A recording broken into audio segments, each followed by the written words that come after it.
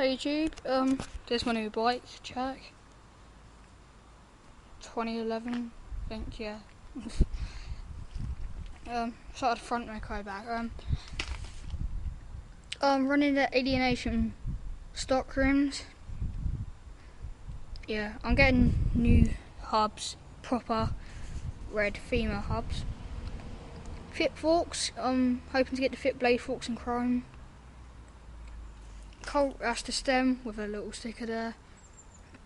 I just got these. This is my newest part of my bike. My fit inland bars. They're very, very nice. Big as well. Aramos keyboard grips. They're kind of crappy because I've had them for ages. Got sticker. Odyssey cassette hub at the back. I've got Federal sprocket. S&M 101 pedals. Fan sticker.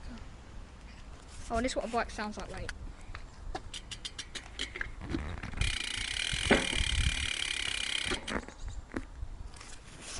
Alright, thanks for watching.